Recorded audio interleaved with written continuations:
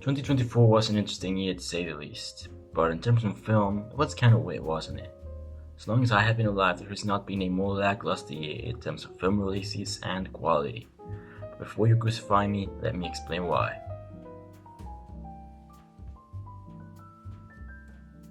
There were great films in 2024, films that warmed our hearts or that just gave us a really great time, films that had captivating acting or films that told authentic and original stories. Also, films that look and sound just otherworldly, and their cinematographic language is on another level. A lot of stuff was great, but that is kind of where it ends. Everything was just great, but not legendary. 2024, in my opinion, missed hits, and I do not mean box office hits, or hell no, I mean hits, movies that changed the game, changed the way we see things, movies that felt like a revolution, like an innovation, and something that was new and original in the landscape of filmmaking. 2024 delivered films that are just not special, and I know that this might be controversial, but I think that a lot of the films that are currently being highly praised by critics and fans are just not as good as they are made out to be. And this really is all subjective. I think what I think, and you may not agree. You have to respect it, so hear me out. One of the most talked about films of 2024 is Anora. And to be completely honest, I do not get the hype.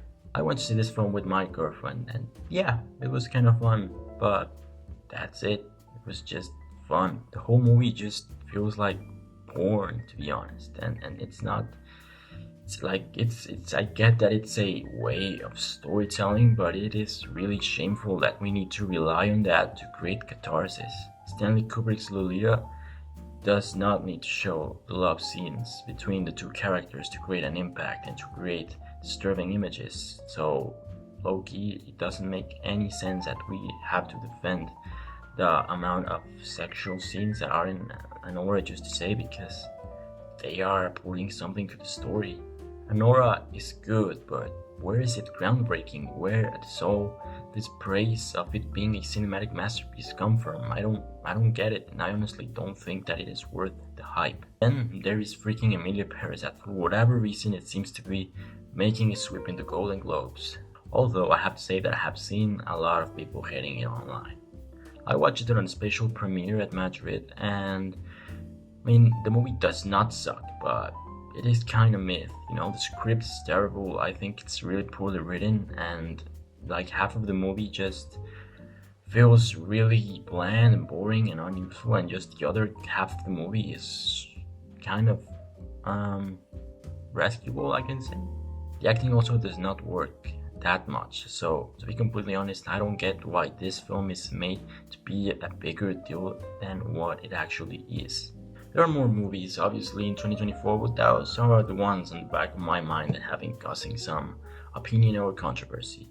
There is way more, obviously, and probably more things that are better, but those are the ones that I have seen more because of Spain release dates. There are a lot of movies that have not come out here yet. For example, Nosferatu, which I'm really hyped about, has not come out here yet.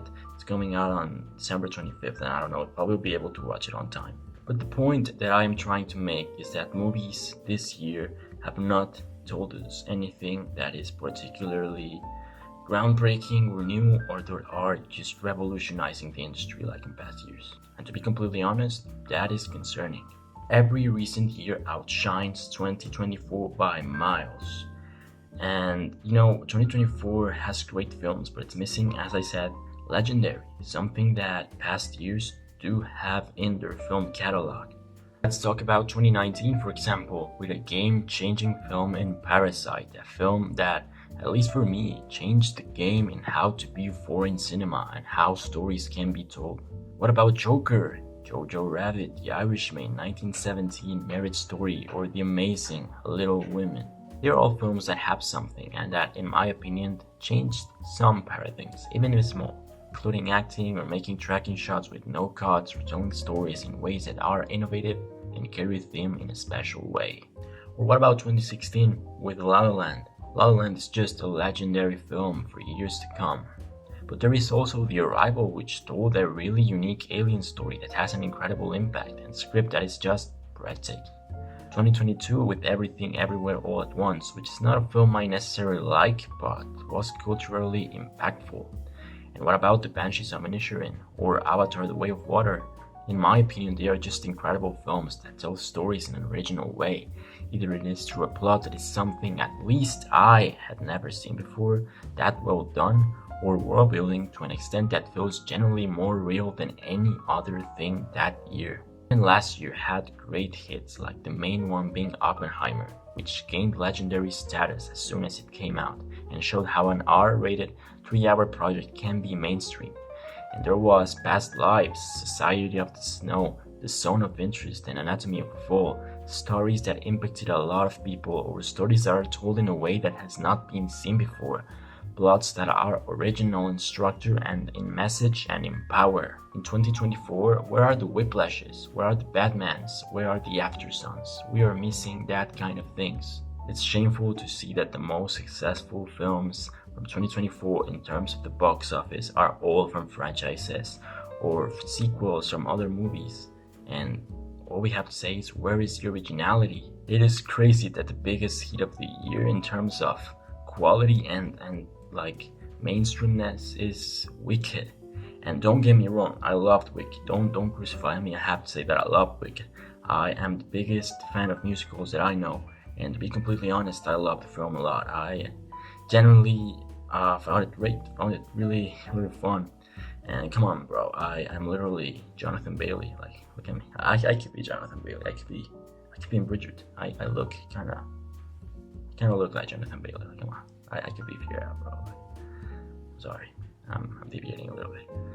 The point is that Wicked is amazing. It has a solid story, and it is a way of musical cinema that for me was really heartwarming. Nonetheless, it still lacks something that is just game-changing, something that revolutionizes the way musical cinema works and in general the way revelation is filmmaking. So if it's the biggest hit of the year, then that talks about how the state of the filmmaking industry is right now. And it is not the fault of the audience at all. It's the fault of filmmakers that are lacking the ability to create a revolution.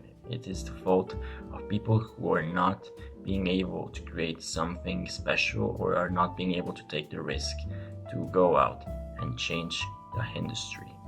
And yeah, there was good stuff in 2024, as I said, stuff that either was legendary or was just really innovative projects. I include Dune Part 2, which for me was just a masterpiece. There is also Challengers, which just was another experiment that changes the way a film can be shot and the way that it can sound. And what about The Substance? Just a genre that is being explored with a theme that is very special. It is supposed to be non-attractive, but a film is so efficient that it innovates and opens up the ground for more films like this to come. But that's it. We need more of this, and the problem is that 2024 didn't give us more of this. So what does all of this mean for us and to cinema? The truth is that film is in danger, and it is not because of the lack of good movies, it's just because we are lacking legendary movies. It is incredible that we are regressing in quality and importance and impact compared to past years. With the technology and new ideas that we have as a society every day, it is shocking and really stupid that we keep following the same codes that we have been following for the past few decades. And I think that it's time for a change. The film industry desperately needs the newer generation. And no, I am not saying that the current legendary filmmakers should just go away. I'm not saying that. There are great filmmakers nowadays like Nolan, Villeneuve, Scorsese, Coppola's daughter, Sofia Coppola, not the actual real Coppola, which just did a terrible movie this year. There's Guadagnino, Eggers, Gerwig, Reeves, Del Toro, Gunn, and more. But we need more like them. Heck, we need people that take them as an inspiration or not and just surpass them, and people who innovate and change the game, just do not follow the same stuff that has been done year after year after year. We need young blood, we need new blood, and we need new projects that are legendary and are memorable for years to come. People stop going to the movies because of the lack of great projects. Everything is the same. There is nothing unique and new. 2024 was not a mess, it was not trash. it was not something memorable either. I am not saying that every single project that comes out every year needs to be a hit and a masterpiece, because we also need regular movies and blockbuster movies. But we need just more hit movies, not just one, not just two. We need a lot every month at least, or something. We need to be able to go to the movies and actually feel something. We need to change the culture more, and that's something that has not been done this year in my opinion. And that is where the new generation of filmmakers has to step in. That is what I want to do, and that is what, as a filmmaker, I really ambition to become a pioneer or an innovator. I just want to not ignore that necessarily, but just change the way that films are done, or just do original stories. Films are groundbreaking that just create an impact. They are not just there for being there. And I know that there is a lot of people out there that have the same dream and the same vision about changing film. So in general, 2024 is a showcase of what we should not allow film to be. Weird years in film history need to be stopped. 2024 cannot be repeated again. We need more uniqueness and greatness. The future of cinema does not need to look like 2024. And the truth is that if we want to change that, it is up to us, to every aspiring filmmaker out there. So all I have to say to every aspiring filmmaker out there is to suit up, because the world kinda needs you. So yeah, I hope you liked this video. It's kinda weird that I made it not watching a lot of good films, at least that I think look good from 2024. For example, I have not watched Nosferatu, as I said. I have not watched the TV Glow, it's called, and I have not watched We Live in Time, which okay pisses me off. I still have faith for film though. Like, I think that there is a lot of amazing stuff that is being produced or will come out next year or in the years to come. But truth is that we need more of that instead of stuff that is just being repeated over and over and over and over again. I think society and future filmmakers understand what is needed, and if they don't understand it yet, they need to. So I think that it really is time for a change. If you like this video, obviously hit the like button and subscribe. I really hope you liked it, just like I want to see We Live in Time so badly. I am so pissed off with Spain because they have not released it yet. Like in Mexico, it came out like in October, and in freaking Spain, it's coming out January 2025. I cannot wait more. I'm really pissing me off. It's like I want to watch Andrew Garfield act, for the love of God. I'll be fucking retarded or something. Just give me We Live in Time already. I'm just going to fucking throw this microphone out the window because I'm just starting to get myself pissed off, bro. I'm sorry. I'm sorry. Am I scaring you guys? I'm sorry. I'm not normally just insulting ravishingly film calendars. That I am really pissed off, and I'm not like getting pissed off like camera a lot, I'm not just like throwing stuff. That's not how I piss off. So I think I generally am a chill guy. I think am I a chill guy? I think I'm generally a chill guy. You can tell that I'm a chill guy. Anyways, I think I just extended a lot. Just like, subscribe. If you disagree with what I said, just comment down below.